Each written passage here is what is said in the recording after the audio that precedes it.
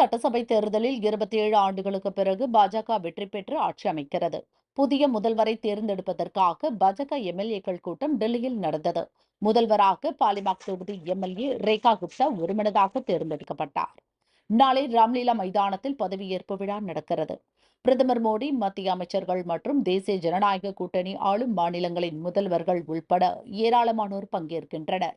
இதையொட்டி 25,000 போலீசார் குவிக்கப்பட்டுள்ளனர். துணை முதல்வர் உதயநிதிக்கு தைரியம் இருந்தால் தமிழகம் வரும் பிரதமரை கெட் அவுட் மோடி என சொல்லட்டும் என்று பாஜக மாநில தலைவர் அண்ணாமலை சவால் விடுத்துள்ளார்.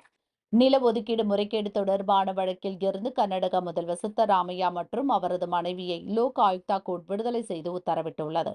முறையான ஆதாரங்கள் இல்லாததால் விடுவிக்கப்பட்டுள்ளதாக தெரிவிக்கப்பட்டுள்ளது.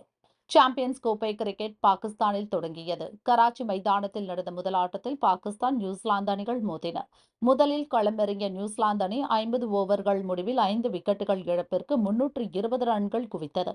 பாகிஸ்தான் அணி 47.2 ஓவர்களில் அனைத்து விக்கெட்டுகளை இழந்து 260 ரன்கள் மட்டுமே எடுத்தது. அதிகபட்சமாக வில்லியம் ஒரு ருக்கே மற்றும் மிட்செல் சாண்டனர் தலா 3 விக்கெட்டுகளும், மேட் ஹென்றி 2 விக்கெட்டுகளும் வீழ்த்தினர். 60 ரன்கள் வித்தியாசத்தில் நியூசிலாந்து அணி வெற்றி பெற்றது. புதுக்கோட்டை அரசு பள்ளி மாணவிகள் 7 பேருக்கு பள்ளி ஆசிரியரே பாலியல் தொந்தரவு கொடுத்ததை கண்டித்து புதுக்கோட்டை கலெக்டர் ஆபீஸ் அருகே பாஜகவினர் பள்ளி மாணவர்களின் புத்தக பைகளுடன் ஆர்ப்பாட்டம் நடத்தினர். சட்ட அமைச்சர் ரகுபதி, பள்ளிக் கல்வி அமைச்சர் மகேஷ் பதவி விலக வேண்டும் என கோஷங்கள் எழுப்பினர். அனுமதியின்றி ஆர்ப்பாட்டத்தில் ஈடுபட்டதாக கூறி போலீசார் அவர்களை தடுத்து நிறுத்தி கைது செய்தனர். பாலியல் குற்றங்களை தடுக்காத திமுக அரசு ஜனநாயக ரீதியில் போராடிய பாஜகவினரை வலுக்கட்டாயமாக கைது செய்துள்ளது என பாஜக மாநில தலைவர் அண்ணாமலை கண்டனம் தெரிவித்துள்ளார். கும்பகோணம் மாதுளம்பட்டியைச் சேர்ந்த சிறுமிகள் 4 பேர் மகாமக குளத்தின் அருகே விளையாடினர். குளத்தை சுற்றி அமைத்துள்ள இரும்பு கதவின் இடுக்கு வழியே 4 பேரும் நுழைந்து குளத்திற்குள் இறங்கினர். நீச்சல் தெரியாமல் மூழ்கி தத்தளித்தனர். அந்த வழியாக சென்றவர்கள் பார்த்து குளத்திற்குள் இறங்கி 3 பேரை மீட்டனர். காவியா என்ற 5 வயது சிறுமி குளத்திற்குள் மூழ்கினார். தீயணைப்பு வீரர்கள் சிறுமியை சடலமாக மீட்டனர். சம்பவம் தொடர்பாக விசாரணை நடக்கிறது. பஞ்சாபில் ஊழல் குற்றச்சாட்டுகளில் சிக்கிய 52 போலீசாரை பணியிலிருந்து மாநில நிர்வாகம் டிஸ்மிஸ் செய்துள்ளது. பணி நீக்கம் செய்யப்பட்ட அனைவரும் கான்ஸ்டபிள் முதல் இன்ஸ்பெக்டர்கள் வரையான பொறுப்புகளில் இருந்தவர்கள். கடந்த 10 நாட்களில் எஸ்பிக்கள் அளித்த பரிந்துரைகளின்படி இந்த நடவடிக்கை எடுக்கப்பட்டுள்ளது. ஊழலற்ற நிர்வாகம், என் முதல்வர் உத்தரவை பின்பற்றி இந்த நடவடிக்கை என அம்மாநில டிஜிபி கௌரவ் யாதவ் கூறினார். கரூரில் மத்திய பட்ஜெட் விளக்க பொதுக்கூட்டம் நடந்தது. அதில் பேசிய பாஜக மாநில தலைவர் அண்ணாமலை, 2026இல் திமுக ஆட்சிக்கு வந்தால் பஞ்சம் பிழைப்பதற்காக அனைவரும் மாநிலத்தை விட்டு வெளியே செல்ல வேண்டியதுதான் என கூறினார். சென்னை திருவல்லிக்கேணி சார் பதிவாளர் அலுவலகத்தில் லஞ்ச ஒழிப்புத்துறையினர் திடீர் சோதனை நடத்தினர். கணக்கில் வராத 78,000 ரூபாய் சிக்கியது. கேமரா ஆபரேட்டராக உள்ள கோபி, சார் பதிவாளர் ஜெயராஜுக்காக பத்திர எழுத்தாளரிடம் இருந்து பணத்தை வசூலித்து மாலை நேரத்தில் கொடுப்பதாக விசாரணையில் தெரியவந்துள்ளது. சிவகாசி அருகே உள்ள கிச்சநாயக்கன்பட்டியில் ரமேஷ் என்பவருக்கு சொந்தமான பட்டாசு ஆலை செயல்பட்டு வருகிறது. புதன் மாலை வழக்கம் போல் தொழிலாளர்கள் பணியில் இருந்தனர். திடீரென ரசாயன கலவையில் ஏற்பட்ட உராய்வு காரணமாக ஒரு அறையில் வெடிவிபத்து ஏற்பட்டது. தகவல் அறிந்து வந்த தீயணைப்பு வீரர்கள் தீயை அணைத்தனர். இடிபாடுகளுக்குள் சிக்கி காயமடைந்த தொழிலாளி சுரேஷ் இறந்தார். அவருக்கு வயது 39. பிச்சைக்கனி என்ற தொழிலாளி காயத்துடன் மீட்கப்பட்டு சிவகாசி அரசு மருத்துவமனையில் சேர்க்கப்பட்டார். விபத்து குறித்து மாரநேரி போலீசார் விசாரிக்கின்றனர். டெல்லி சட்டசபை தேர்தலில் 27 ஆண்டுகளுக்கு பிறகு பாஜக வெற்றி பெற்று ஆட்சி அமைக்கிறது. புதிய முதல்வரை தேர்ந்தெடுப்பதற்காக பாஜக எம்எல்ஏக்கள் கூட்டம் டெல்லியில் நடந்தது. முதல்வராக பாலிமாக் தொகுதி எம்எல்ஏ ரேகா குப்தா ஒருமனதாக தேர்ந்தெடுக்கப்பட்டார். நாளை ராம்லீலா மைதானத்தில் பதவியேற்பு விழா நடக்கிறது. பிரதமர் மோடி, மத்திய அமைச்சர்கள் மற்றும் தேசிய ஜனநாயக கூட்டணி ஆளும் மாநிலங்களின் முதல்வர்கள் உள்பட ஏராளமானோர் பங்கேற்கின்றனர். இதையொட்டி 25,000 போலீசார் குவிக்கப்பட்டுள்ளனர். விடியல் பயணம், புதுமை பெண், காலை உணவு திட்டம் என தேர்தல் வாக்குறுதியாக சொல்லப்படாத பல திட்டங்களையும் நிறைவேற்றியுள்ளோம் என முதல்வர் ஸ்டாலின் பெருமிதம் தெரிவித்தார். மத்திய அரசு தமிழகத்துக்கு தேவையான நிதியை ஒதுக்குவதில்லை. தமிழகத்தை மத்திய அரசு வஞ்சித்து வருகிறது என துணை முதல்வர் உதயநிதி கூறினார். மத்திய அரசிடமிருந்து நிதி பெறுவதற்கான அடுத்த கட்ட நடவடிக்கை குறித்து முதல்வர் ஸ்டாலினிடம் பேசி முடிவெடுக்கப்படும் என்றும் தெரிவித்தார். மத்திய அரசின் அடக்குமுறைக்கு பயப்பட மாட்டோம் என துணை முதல்வர் உதயநிதி தெரிவித்துள்ளார். குறிப்பாக தமிழ்நாடு ஒருபோதும் மும்மொழி கொள்கையை ஏற்காது, இன்னொரு மொழிப்போரை சந்திக்க தயங்காது. மிரட்டலுக்கு அடிபணிவோம் என கருதினால் அது கனவிலும் நடக்காது என தெரிவித்துள்ளார். தமிழகத்தில் ஒரே நாளில் 12 பாலியல் வன்கொடுமை சம்பவங்கள் அரங்கேறியுள்ளன. இது ஸ்டாலின் மாடல் ஆட்சியின் பங்காளர்கள் அனைவரும் வெட்கி தலைகுனிய வேண்டிய தருணம் என அதிமுக பொதுச் செயலாளர் பழனிசாமி கூறியுள்ளார். பயங்கரவாதிகள் ஆட்சி நடக்கும் நாடுகளில் கூட இத்தகைய கொடூரம் நடந்ததில்லை என எண்ணும் அளவிற்கு ஸ்டாலின் மாடல் ஆட்சி நடந்து வருகிறது. திமுக ஆட்சியில் ஒவ்வொரு நாளும் பெண்களுக்கு அச்சுறுத்தலான நிலைதான் தொடர்கிறது என்றும் தெரிவித்தார். ஒருங்கிணைந்த அதிமுகவால் தான் தேர்தலில் வெற்றி பெற முடியும். பழனிசாமி பொறுப்பேற்ற பின்னர் எந்த தேர்தலிலும் அவர் வெற்றி பெறவில்லை என முன்னாள் முதல்வர் ஓ பன்னீர்செல்வம் குற்றம் சாட்டினார். அதிமுகவில் இருந்து என்னிடம் பேசிக் கொண்டிருக்கிறார்கள், அதுதான் ரகசியம் என்று சொன்னேன். அதிமுக இயக்கம் பிளவுபட்டிருக்கிறது. தனிப்பட்ட ஈகோவை கீழே போட்டுவிட்டு அம்மா ஆட்சி மலர வேண்டுமென்றால் இணைய வேண்டும் என முன்னாள் முதல்வர் ஓ பன்னீர்செல்வம் கூறினார். தமிழகத்தில் பல்வேறு இடங்களில் பள்ளி மாணவிகள் பாலியல் தொல்லைக்கு உள்ளாக்கப்படுகின்றனர். இந்த சம்பவத்தை தொடர்ந்து பள்ளிக் கல்வி அமைச்சர் மகேஷ் பதவி விலக வேண்டும் என பாஜக தலைவர் அண்ணாமலை வலியுறுத்தியுள்ளார். மத்திய இணையமைச்சர் எல் முருகன் கடந்த 17ஆம் தேதி திருப்பரங்குன்றத்தில் உள்ள சுப்பிரமணியர் கோவில் மற்றும் காசி விஸ்வநாதர் கோவிலுக்கு செல்ல முயன்றபோது காவல்துறையினரால் தடுத்து நிறுத்தப்பட்டார். இந்நிலையில் திருப்பரங்குன்றத்தில் மத்திய இணையமைச்சர் எல் முருகன் காவல்துறையினரால் தடுத்து நிறுத்தப்பட்டது அதிகார துஷ்பிரயோகம் என்றும் காவல்துறையினரின் இத்தகைய செயல் வருத்தமளிப்பதாகவும் தமிழக டிஜிபிக்கு பாஜக மாநில தலைவர் அண்ணாமலை கடிதம் எழுதியுள்ளார். இருமொழி கொள்கையில் படித்துதான் முன்னேறி உள்ளோம் என கருத்து தெரிவித்த தமிழக காங்கிரஸ் கமிட்டி தலைவர் செல்வ பெருந்தகை, இருமொழி கொள்கையில் படித்தவர்கள்தான் கல்வித்துறை, மருத்துவத்துறை போன்றவற்றில் முன்னேறி வருவதாக குறிப்பிட்டார். தமிழகத்தில் பெண்களுக்கு பாதுகாப்பு இல்லை, சட்டம் ஒழுங்கு முற்றிலுமாக சீர்குலைந்து விட்டது. இல்லாத சட்டம் ஒழுங்கை இருப்பதாக இனிமேலும் வீண் பெருமை பேசாமல் சட்டம் ஒழுங்கை பாதுகாக்கவும், பெண்கள் பாதுகாப்பாக சுதந்திரமாக நடமாடுவதை உறுதி செய்யவும் தமிழக அரசு நடவடிக்கை எடுக்க வேண்டும் என பாமக தலைவர் அன்புமணி வலியுறுத்தியுள்ளார். தமிழகம் மிகப்பெரிய பாலியல் பூமியாக மாறிவிட்டது. எங்கு பார்த்தாலும் கூட்டு பாலியல் பலாத்கார சம்பவங்கள் விகாரமாக நடந்து வருவதாக எம்எல்ஏ ஜெயராமன் குற்றம் சாட்டினார். எல்லா குழந்தைகளும் தன்னை அப்பா அப்பா என்று அழைக்கிறார்கள் என முதல்வர் ஸ்டாலின் கூறுவது வேதனை அளிப்பதாகவும் கூறினார். தமிழகத்தில் நாளுக்கு நாள் பெருகி வரும் பாலியல் வன்கொடுமை சம்பவங்கள் குறித்து தமிழக வெற்றிக் கழகத்தின் பெண் நிர்வாகி வைஷ்ணவி வீடியோ ஒன்றை வெளியிட்டுள்ளார். அந்த வீடியோவில் பள்ளி கல்லூரிகளில் கூட பெண் குழந்தைகளுக்கு பாதுகாப்பு இல்லை. பெற்றோர்கள் தங்கள் பிள்ளைகளை பள்ளிக்கு அனுப்பிவிட்டு மிகுந்த மனவேதனையுடன் இருக்கின்றனர். இந்த பிரச்சினைகளுக்கு என்னதான் தீர்வு என்று கேள்வி எழுப்பியுள்ளார். அரசின் மீது குற்றச்சாட்டு சொல்வது கவர்னர் பதவிக்கு அழகல்ல என அமைச்சர் சாமிநாதன் பேசியுள்ளார். பெரியார் பல்கலைக்கழகத்தில் முறைகேடுகள் தொடர்வதை தமிழக அரசு அனுமதிக்க கூடாது. எனவே பெரியார் பல்கலைக்கழக பதிவாளர் பதவிக்கு வரும் மார்ச் 1ஆம் தேதி நடைபெறவிருக்கும் நேர்முக தேர்வுக்கு தமிழக அரசு தடை விதிக்க வேண்டும் என பாமக நிறுவனர் ராமதாஸ் தெரிவித்துள்ளார். நாட்டின் 26வது தலைமை தேர்தல் கமிஷனராக ஞானேஷ்குமார் பதவியேற்றுக் கொண்டார். 2029ஆம் ஆண்டு ஜனவரி மாதம் 26ஆம் தேதி வரை ஞானேஷ்குமார் பதவி வகிப்பார். மகா கும்ப மேளாவில் பெண்கள் குளித்து உடைமாற்றும் புகைப்படங்கள் மற்றும் வீடியோக்கள் ஆன்லைனில் விற்கப்படும் உண்மை வெளியாகி அதிர்ச்சியை ஏற்படுத்தி உள்ளது. டெலிகிராம் உள்ளிட்ட சோசியல் மீடியாவில் இயங்கும் கும்பல்கள் இந்த வீடியோக்களை விற்பனை செய்கின்றனர். இந்த சேனல்களில் இணைய ரூபாய் 1999 முதல் ரூபாய் 3000 வரை கட்டணமாகவும் பெற்று வருகிறார்கள்.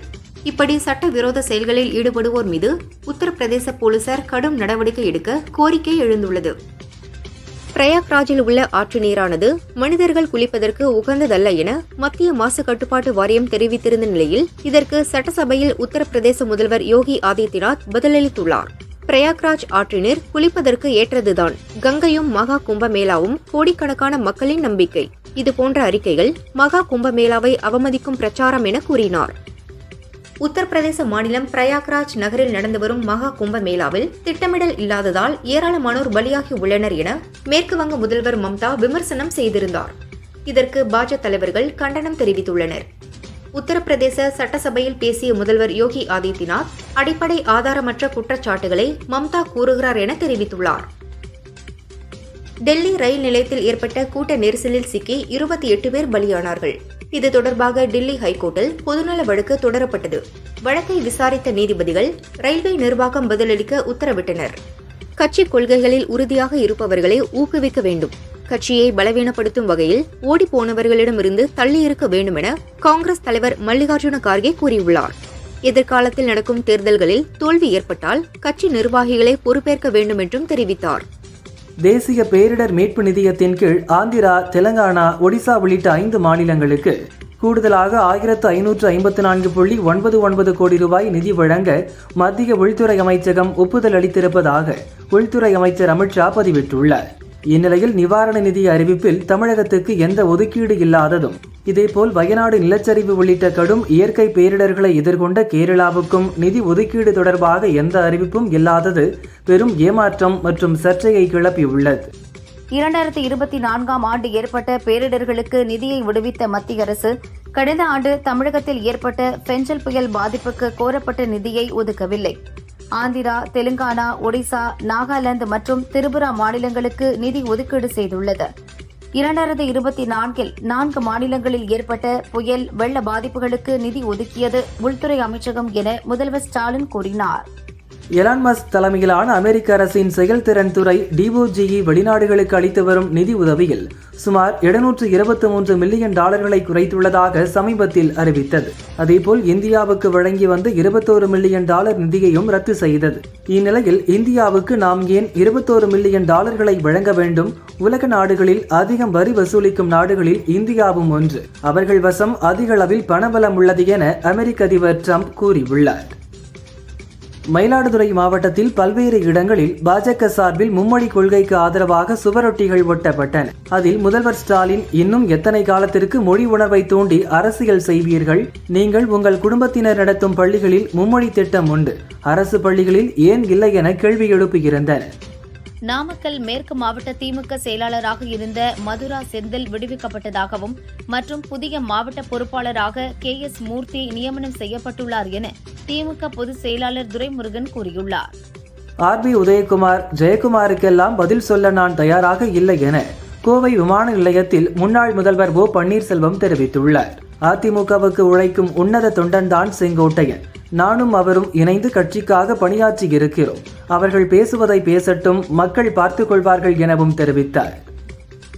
மத்திய பிரதேச மாநிலம் பாலாகட் மாவட்டத்தில் சத்தீஸ்கர் எல்லை அருகே உள்ள வனப்பகுதியில் பதுங்கியிருந்த நக்சலைட்டுகள் மீது பாதுகாப்பு படையினர் துப்பாக்கிச்சூடு நடத்தினர். போலீசாரின் என்கவுண்டரில் 3 பெண் நக்சலைட்டுகள் சுட்டுக் கொல்லப்பட்டனர். அவர்களிடமிருந்து 3 துப்பாக்கிகள் மற்றும் வெடிப்பொருட்கள் பறிமுதல் செய்யப்பட்டன.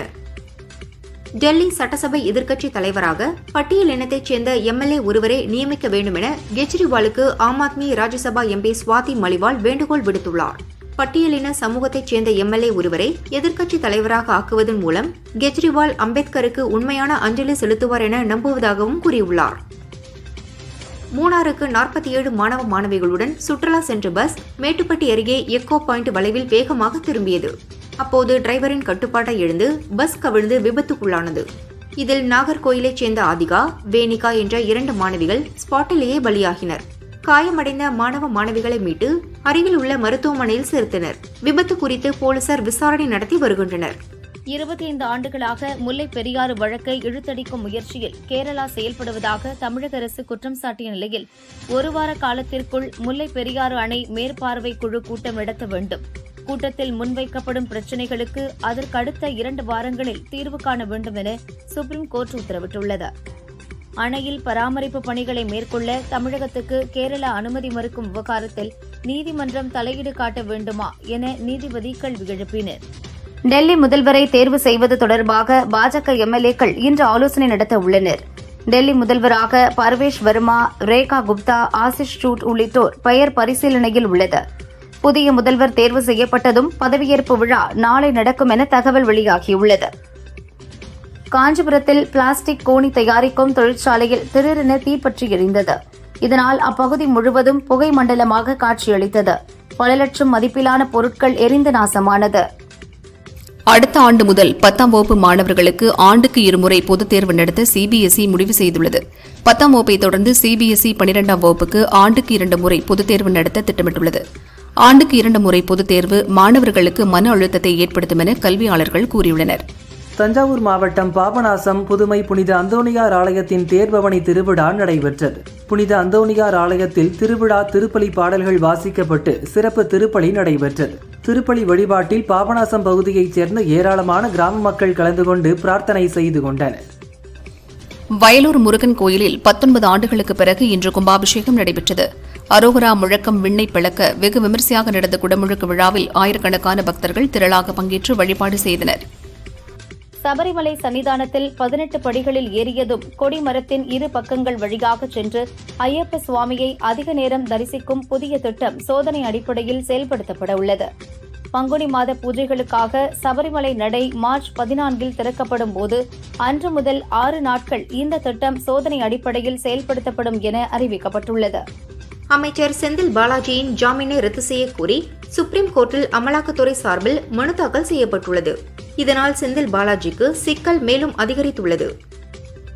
தமிழகத்தில் கஞ்சா மற்றும் போதை கலாச்சாரம் அதிகரித்து வருகிறது. புகையிலை பொருட்களுக்கு தமிழகத்தில் மட்டும் தடை விதித்தால் போதாது, நாடு முழுவதும் தடை விதிக்க வேண்டும் என வியாபாரிகள் சங்கங்களின் பேரமைப்பு தலைவர் விக்ரமராஜா கூறினார். பிளாஸ்டிக் ஒழிப்பு பிரச்சினையை முழுமையாக கையாள வேண்டும் என்றால் பிளாஸ்டிக் உற்பத்திக்கு தேவைப்படும் மூலப்பொருட்களை அரசு முற்றிலுமாக தடை செய்ய வேண்டும் என்றும் தெரிவித்தார். லோக் ஆயுக்தா அமைப்பின் தலைவராக சென்னை உயர்நீதிமன்ற முன்னாள் நீதிபதி ராஜமாணிக்கம் நியமிக்கப்பட்டுள்ளார். தமிழக சட்டசபையில் பட்ஜெட் கூட்டத்தொடர் மார்ச் 14ஆம் தேதி துவங்குகிறது. அன்றைய தினம் நிதியமைச்சர் தங்கம் தென்னரசு பட்ஜெட் தாக்கல் செய்கிறார். இந்நிலையில் பிப்ரவரி 25ஆம் தேதி மதியம் 12 மணிக்கு அமைச்சரவை கூட்டம் நடைபெறும் என அறிவிக்கப்பட்டு உள்ளது. பட்ஜெட் தொடர்பாக அமைச்சரவை கூட்டத்தில் ஆலோசனை நடத்தப்பட உள்ளது. காஞ்சிபுரத்தில் 1.5 வயது பெண் குழந்தையின் தலையில் மாட்டிய சமையல் பாத்திரத்தை மாவட்ட அரசு தலைமை மருத்துவர் குழுவினர் அரை மணி நேரம் போராடி பாதுகாப்பாக அகற்றினர். மருத்துவ குழுவுக்கு பொதுமக்கள் பாராட்டு தெரிவித்தனர். திருப்பரங்குன்றம் கோயில் குறித்த அனைத்து வழக்குகளையும் உயர்நீதிமன்ற மதுரை கிளை தள்ளுபடி செய்து உத்தரவிட்டுள்ளது. ஏன் இதுபோன்ற வழக்குகளை தாக்கல் செய்கிறீர்கள் என்றும் உயர்நீதிமன்ற மதுரை கிளை நீதிபதி கேள்வி எழுப்பினார். பாபநாசம் அருகே மறைந்த உத்தமதானபுரத்தைச் சேர்ந்த தமிழ் தாத்தா ஊவேசா அவர்களின் 171வது பிறந்தநாள் விழா நிகழ்ச்சி நடந்தது. இதில் தமிழ்நாடு முற்போக்கு எழுத்தாளர் சங்கத்தினர் தாரை தப்பாட்டங்கள் முழங்க முக்கிய வீதிகள் வழியாக ஊர்வலமாக வந்து விழிப்புணர்வுகளை ஏற்படுத்தினர். குன்றத்தூர் அருகே கிணற்றில் விழுந்த கோழியை காப்பாற்ற சென்றபோது மாணவன் தண்ணீரில் மூழ்கி பலியான சம்பவம் பெரும் சோகத்தை ஏற்படுத்தி உள்ளது. திருவாரூர் மாவட்டம் முழுவதும் உள்ள நெல் கொள்முதல் நிலையங்களில் அறுவடை தொடங்கிய 40 நாட்களிலேயே 25 லட்சம் நெல் மூட்டைகள் தேக்கமடைந்துள்ளது. இதனால் மற்ற விவசாயிகளின் நெல்லை கொள்முதல் செய்ய முடியாத நிலை ஏற்பட்டுள்ளதாக விவசாயிகள் தெரிவித்தனர். திருக்கடையூர் அபிராமி உடனாகிய அமிர்தகடேஸ்வரர் கோயிலில் புதுச்சேரி துணைநிலை கவர்னர் கைலாஷ்நாதன் குடும்பத்துடன் சாமி தரிசனம் செய்தார். அவருக்கு தமிழ்நாடு காவல்துறை சார்பில் சிறப்பு அணிவகுப்பு மரியாதை அளிக்கப்பட்டது. கர்நாடக மாநிலம் பெங்களூருவில் குடிநீரை வீணாக்கினால் 5000 ரூபாய் அபராதம் விதிக்கப்படும் என உத்தரவிடப்பட்டுள்ளது. இதனை மீறினால் நாள் ஒன்றுக்கு 5000 ரூபாய் வீதம் அபராதம் விதிக்கப்படும் என்றும் குறிப்பிடப்பட்டுள்ளது. கோடை காலத்தில் குடிநீர் தட்டுப்பாடு ஏற்படுவதை தடுக்க மாநகராட்சி சார்பில் இந்த நடவடிக்கை மேற்கொள்ளப்படுகிறது. திருவொற்றியூர் கண்டெய்னர் யார்டுக்காக வந்த 30 லாரிகளில் வெடிபொருட்கள் தயாரிக்கும் மூலப்பொருட்கள் இருந்தது. சாலையோரத்தில் நிற்கும் லாரிகளுக்கு துப்பாக்கி ஏந்திய ராணுவத்தினர் பாதுகாப்புடன் நிற்பதால் பரபரப்பு ஏற்பட்டது. குமரி மாவட்டம் பாலவிளை பகுதியில் அமைந்துள்ள பத்ரேஸ்வரி அம்மன் கோவிலுக்குள் அதிகாலை நேரத்தில் முகமூடி அணிந்தபடி மர்ம நபர் ஒருவர் சுவர் ஏறி குதித்து நுழைந்தார். அங்கிருந்த காணிக்கை பெட்டிகளை திருடிக் கொண்டு தப்பி சென்றார். சிசிடிவி கேமராக்களில் பதிவான காட்சிகளின் அடிப்படையில் மர்ம நபரை போலீசார் தேடுகின்றனர். குமரி மாவட்டம் சரல்முக்கு பகுதியைச் சேர்ந்தவர் ராஜேஷ் கடந்த 2015ஆம் ஆண்டு கூடுதல் வரதட்சணை கேட்டு தனது மனைவி சௌமியாவை கழுத்தை அறுத்து கொன்றார். இது தொடர்பான வழக்கு குழித்துறை மகளிர் கோர்ட்டில் நடந்து வந்தது. விசாரணை முடிந்து இன்று தீர்ப்பு வழங்கப்பட்டது. வரதட்சணை கேட்டு கொடுமைப்படுத்தியதற்காக 2 ஆண்டு சிறை தண்டனை, 1000 ரூபாய் அபராதமும், கொலை குற்றத்துக்காக ஆயுள் தண்டனை மற்றும் 1000 ரூபாய் அபராதமும் விதிக்கப்பட்டது. சிவகங்கை மாவட்டம் சிங்கம்புணரையிலிருந்து ஒடுவன்பட்டி மலைப்பாதை வழியாக பொன்னமராவதிக்கு இயக்கப்பட்ட அரசு பஸ் திடீரென பழுதாகி நின்றது. டிரைவர் முயற்சித்தும் பஸ்ஸை இயக்க முடியவில்லை.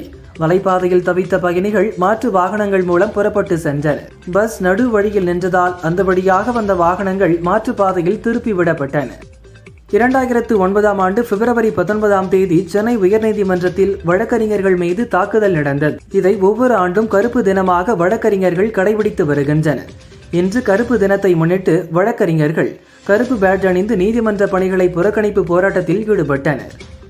கோவை போத்தனூர் ரயில் நிலையத்தில் ரயில்வே பாதுகாப்பு படை, ரயில்வே போலீசார் மற்றும் வெடிகுண்டு பிரிவு போலீசார் மோப்பனாய் உதவியுடன் வடமாநிலத்திலிருந்து வரும் ரயில்களில் திடீர் சோதனையில் ஈடுபட்டனர். ரயில் பயணிகளிடம் விழிப்புணர்வை ஏற்படுத்தினர். தஞ்சையில் சமீபத்தில் நடந்த நலத்திட்டம் வழங்கும் விழாவில் தஞ்சாவூர் கலெக்டர் பிரியங்கா பங்கஜம் திருவையாத்துக்குடி ஊராட்சியில் திருநங்கைகளுக்கு வீட்டுமனை பட்டா வழங்கினார். இந்நிலையில் திருநங்கைகளுக்கு இடத்தை அளந்து கொடுக்க வந்த பாபநாசம் வருவாய் மற்றும் நில அளவை துறையினரை முற்றுகையிட்ட கிராம மக்கள் எங்கள் ஊராட்சியில் உள்ள பொதுமக்களுக்கு பட்டா வழங்கிய பிறகு மீதம் இருந்தால் வெளியூர் ஆட்களுக்கு வழங்குங்கள் என முறையிட்டனர். தஞ்சாவூரில் சமூக சமத்துவத்திற்கான டாக்டர்கள் சங்கம் மற்றும் தமிழ்நாடு மருத்துவ மாணவர்கள் சங்கத்தின் ஆலோசனை கூட்டம் இன்று நடந்தது. இதில் மருத்துவ கல்வியில் மாநில உரிமைகளை மத்திய அரசு பறிப்பதாக கூறி வரும் மார்ச் 9ஆம் தேதி சென்னையில் ஆர்ப்பாட்டம் நடத்த உள்ளதாக அறிவிக்கப்பட்டது. யூனியன் பிரதேசங்களில் உள்ள மின்துறையை மத்திய அரசு தனியார் மயமாக்க நடவடிக்கை எடுத்து வருவதை கண்டித்து புதுவையில் உள்ள 4 பிராந்தியங்களிலும் இன்று மின்துறை பொறியாளர் தொழிலாளர்கள் நல சங்கத்தின் சார்பில் உண்ணாவிரத போராட்டம் நடந்தது. போராட்டத்தால் மின் கட்டண வசூல் மையங்கள் பூட்டி கிடந்தன. புதுக்கோட்டை மாவட்டம் வேங்கை வயல் விவகாரம் தொடர்பாக போலீசார் குற்றவாளிகள் என குறிப்பிட்ட சிபிசிஐடி போலீஸ் காவலர் முரளி ராஜா, சுதர்ஷன், முத்துகிருஷ்ணன் ஆகியோர் மார்ச் 11ஆம் தேதி கோர்ட்டில் ஆஜராக வேண்டும் என கோர்ட் உத்தரவிட்டுள்ளது. இதற்காக தனித்தனியாக 3 பேருக்கும் சம்மன் அனுப்பப்பட்டுள்ளது. திண்டுக்கல் மாவட்டம் புகையிலைப்பட்டி புனித செபஸ்தியார் ஆலய திருவிழாவை முன்னிட்டு ஜல்லிக்கட்டு போட்டி நடந்தது. 786 காளைகளும் 392 மாடுபிடி வீரர்களும் போட்டியில் பங்கேற்றனர். போட்டியில் வெற்றி பெற்ற காளைகளின் உரிமையாளர்களுக்கும் மாடுபிடி வீரர்களுக்கும் பல்வேறு பரிசுகள் வழங்கப்பட்டன. IPS அதிகாரி வருண்குமார் குறித்து அவதூறாக பேசிய வழக்கு தொடர்பாக திருச்சி கோர்ட்டில் சீமான் ஆஜராகவில்லை, வருண்குமார் மட்டும் ஆஜரானார். ஏப்ரல் 7ஆம் தேதி சீமான் நேரில் ஆஜராக நீதிபதி உத்தரவிட்டார். கோர்ட்டுக்கு வெளியே செய்தியாளர்களை சந்தித்த வருண்குமார் மைக் புலிகேசிக்கு எல்லாம் ரியாக்ட் பண்ண விரும்பவில்லை என கூறிவிட்டு சென்றார். கள்ள சாராயம் குடித்து உயிரிழந்தவர்களே அதிகம். கள்ளு குடித்து தமிழகத்தில் ஒருவர் கூட உயிரிழக்கவில்லை. கள்ளுக்கான தடை என்பது தமிழக அரசின் சதித்திட்டம் என பல்லடத்தில் தமிழக விவசாயிகள் பாதுகாப்பு சங்கத்தின் நிறுவனர் ஈசன் பேசினார்.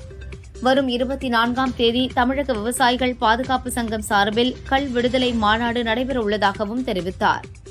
புதுக்கோட்டை மாவட்டம் ஒத்தப்புள்ளி குடியிருப்பு பகுதியில் உள்ள அரசு உயர்நிலைப் பள்ளியில் படிக்கும் 7 மாணவிகளுக்கு பாலியல் தொல்லை கொடுத்த உதவி தலைமை ஆசிரியர் பெருமாள் போக்சோ சட்டத்தில் கைது செய்யப்பட்டார். அவரை பணியிடை நீக்கம் செய்து மாவட்ட முதன்மை கல்வி அலுவலர் சண்முகம் உத்தரவிட்டுள்ளார். தமிழக காவல்துறை DGP Shankar Jiwal, railway DGP Vanniya Perumal இருவரும் நேரில் சந்தித்து ஆலோசனை நடத்தினர். ரயில் நிலையங்களில் நடைபெறும் அசம்பாவிதங்கள் பற்றியும் அதனை தடுப்பது குறித்தும் ஆலோசனை மேற்கொண்டனர். கிருஷ்ணகிரி மாவட்டம் தேன்கனிக்கோட்டை மற்றும் அதன் சுற்றுவட்டார பகுதிகளில் கடும் பனிமூட்டம் நிலவியது. எதிரே வரும் வாகனங்கள் தெரியாததால் வாகன ஓட்டிகள் முகப்பு விளக்குகளை எரியவிட்டபடி சென்றனர். வாக்கிங், ஸ்கூல் மற்றும் வேலைக்கு செல்வோர் பனிமூட்டத்தால் பாதிக்கப்பட்டனர். கோவையில் தனியார் பள்ளியில் பயிலும் 9ஆம் வகுப்பு மாணவி மலர்மிதா என்பவர் 1330 திருக்குறள்களையும் அலகிற்று வாய்ப்பாடாக பாடி உலக சாதனை படைத்துள்ளார். இதனை ஆல் இண்டியா வேர்ல்ட் ரெக்கார்ட் அங்கீகரித்துள்ளது. மலர்மிதாவை ஆசிரியர்களும் பொதுமக்களும் சக மாணவர்களும் பாராட்டினர். ஹைதராபாத்தில் உள்ள குசாய்குடாவில் இருக்கும் அரசு போக்குவரத்து கழக டிப்போவில் நேற்றிரவு 2 பஸ்கள் ஒரே நேரத்தில் பற்றி எரிந்தன. இதை கவனித்த ஊழியர்கள் அதிர்ச்சியடைந்தனர். தீயணைப்புத் துறையினர் விரைந்து வந்து தீயை அணைத்தனர். ஹைதராபாத் போலீசார் தீ விபத்து குறித்து விசாரணை நடத்துகின்றனர். தமிழ் தாத்தா உவே சாமிநாதையர் 171வது பிறந்த நாளையொட்டி அவரது படத்திற்கு தமிழக அமைச்சர்கள் மரியாதை செலுத்தினர். சென்னை மாநில கல்லூரி வளாகத்தில் உள்ள உவே சாமிநாதையர் படத்திற்கு அமைச்சர்கள் தங்கம் தென்னரசு, சாமிநாதன் உள்ளிட்டோர் மலர் தூவி மரியாதை செலுத்தினர். ராமநாதபுரம் மாவட்டம் பிறப்பன் வலசை பகுதியில் இலங்கைக்கு படகில் கடத்துவதற்காக பதுக்கி வைத்திருந்த 3 கோடி ரூபாய் மதிப்பிலான வெளிநாட்டு சிகரெட்டுகளை போலீசார் பறிமுதல் செய்தனர். பதுக்கி வைத்தவர்களை போலீசார் தேடுகின்றனர். புதுச்சேரி ரெட்டியார்பாளையத்தைச் சேர்ந்தவர் ஸ்ரீதரன், வயது 67, தனது மனைவி சூரியபாலாவுடன் சென்னையில் உள்ள தனது மகளின் வீட்டுக்கு சென்றார். இதை நோட்டமிட்ட மர்ம நபர்கள் ஸ்ரீதரன் வீட்டின் ஜன்னலை உடைத்து உள்ளே புகுந்து பீரோவில் இருந்து 50 சவர நகைகள் மற்றும் பணத்தை கொள்ளையடித்து சென்றனர். ரெட்டியார்பாளையம் போலீசார் விசாரிக்கின்றனர். கடலூர் மாவட்டம் விருதாச்சலம் அருகே வாடகை வீட்டில் குடியிருந்த திருநங்கை சங்கவி முறையாக வாடகை செலுத்தவில்லை என வீட்டின் உரிமையாளர் திருநங்கை சங்க தலைவரிடம் புகார் அளித்துள்ளார். இதனை திருநங்கைகள் தட்டி கேட்க வந்தபோது ஏற்பட்ட தகராறில் சங்கவி அடித்து கொலை செய்யப்பட்டார். இந்நிலையில் சங்கவியை கொலை செய்த 6 திருநங்கைகளை கைது செய்து போலீசார் விசாரித்து வருகின்றனர். திருச்சி துவாக்குடி பகுதியில் கஞ்சா விற்பனை செய்த கருப்பசாமி என்ற இளைஞரை போலீசார் கைது செய்தனர். அவரிடமிருந்து 3 கிலோ 600 கிராம் கஞ்சாவை பறிமுதல் செய்தனர். தப்பி ஓடிய 3 பேரை தேடுகின்றனர்.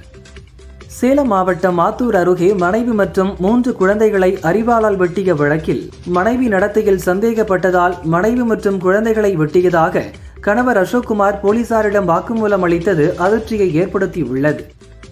வேங்கை வயல் குடிநீர் தொட்டியில் மனித கழிவு கலந்த விவகாரத்தில் 3 பேருக்கு சம்மன் வழங்கப்பட்டுள்ளது. 3 பேரையும் மார்ச் 11ஆம் தேதி ஆஜர்படுத்த சிபிசிஐடிக்கு புதுக்கோட்டை கோர்ட் உத்தரவிட்டது. கோவை ரேஸ்கோர்ஸில் மத்திய அரசு நடத்தும் பள்ளியில் மாணவிகளிடம் பாலியல் சீண்டலில் ஈடுபட்ட ஓவிய ஆசிரியர் ராஜன் என்பவரை காந்திபுரம் போலீசார் போக்சோவில் கைது செய்து தீவிரமாக விசாரிக்கின்றனர். தென்காசி மாவட்டம் புளியரை தெற்குமேடு பகுதியைச் சேர்ந்தவர் சுப்பையா பாண்டியன். சொத்து பிரச்சினை தொடர்பாக இவரது தம்பி இருளப்பனும் அவரது மகன் வினோத்குமாரும் சேர்ந்து சுப்பையா பாண்டியனை வாகனம் ஏற்றிக் கொள்ள முயன்றனர். படுகாயமடைந்த சுப்பையா பாண்டியன் ஹாஸ்பிட்டலில் அட்மிட் செய்யப்பட்டார். இருளப்பன் வினோத்குமாரை போலீசார் கைது செய்தனர். கோவை மாவட்டம் சூலூர் அருகே பாப்பம்பட்டியில் உள்ள பழைய தறி குடோனில் கேரளாவுக்கு கொண்டு செல்வதற்காக பதுக்கி வைக்கப்பட்டிருந்த 5145 லிட்டர் எரி சாராயத்தை கோவை நுண்ணறிவு போலீசார் பறிமுதல் செய்தனர். ரஞ்சித் குமார், ஜான் விக்டர், பிரபாகர் ஆகியோரை போலீசார் கைது செய்து தீவிரமாக விசாரிக்கின்றனர். ராணிப்பேட்டை மாவட்டம் அரக்கோணத்தில் டாடா நகர் எக்ஸ்பிரஸ் ரயிலில் இருக்கைக்கு கீழே கேட்பாரற்று கிடந்த 3 பைகளில் 11 பண்டல்களில் மொத்தம் 22 கிலோ கஞ்சா பதுக்கி வைக்கப்பட்டிருந்தது கண்டுபிடிக்கப்பட்டது. அந்த பைக்கு யாரும் உரிமை கோராத நிலையில் போலீசார் கஞ்சாவை கைப்பற்றி அரக்கோணம் ரயில்வே பாதுகாப்பு படை போலீசில் ஒப்படைத்தனர். நாமக்கல் மாவட்டத்தைச் சேர்ந்த 7ஆம் வகுப்பு சிறுமிக்கு ஆசை வார்த்தை கூறி பாலியல் தொல்லை செய்து கர்ப்பமாக்கிய கூலி தொழிலாளி யுவராஜை ராசிபுரம் போலீசார் போக்சோவில் கைது செய்தனர். சேலம் மாவட்டம் கெங்கவலி அருகே கிருஷ்ணாபுரத்தைச் சேர்ந்த ஆட்டோ டிரைவர் அசோக்குமார் குடும்ப தகராறு காரணமாக வீட்டில் தூங்கிக் கொண்டிருந்த மனைவி மற்றும் 3 குழந்தைகளை சரமாரியாக வெட்டி தப்பியோடியுள்ளார். இதில் குழந்தைகள் அருள் பிரகாஷ், வித்யதாரணி ஆகியோர் சம்பவ இடத்திலேயே இறந்தனர். மனைவி தவமணி மற்றும் மகள் அருள்குமாரியை மீட்ட போலீசார் சேலம் அரசு மருத்துவமனைக்கு அனுப்பி வைத்தனர். அங்கு அவர்களுக்கு தீவிர சிகிச்சை அளிக்கப்படுகிறது. அசோக்குமாரை கைது செய்து போலீசார் விசாரிக்கின்றனர். திருப்பூரில் கத்தி முனையில் மிரட்டி கணவர் முன்பே வட மாநில பெண்ணுக்கு கூட்டு பாலியல் வன்கொடுமை அளிக்கப்பட்டுள்ளது. பாதிக்கப்பட்ட ஒடிசாவைச் சேர்ந்த பெண் அளித்த புகார் படி பீகார் மாநிலத்தைச் சேர்ந்த நதீம், டானிஷ், 17 வயது சிறுவன் ஆகிய 3 பேரை போலீசார் கைது செய்தனர். அதானி குழுமங்களின் தலைவர் கௌதம் அதானி மற்றும் அவரது உறவினர் சாகர் அதானி மீதான சுமார் 2200 கோடி ரூபாய் லஞ்ச ஊழல் புகார் வழக்கில் அமெரிக்காவின் பத்திரங்கள் மற்றும் பரிவர்த்தனை ஆணையம் இந்தியாவின் உதவியை நாடியுள்ளது.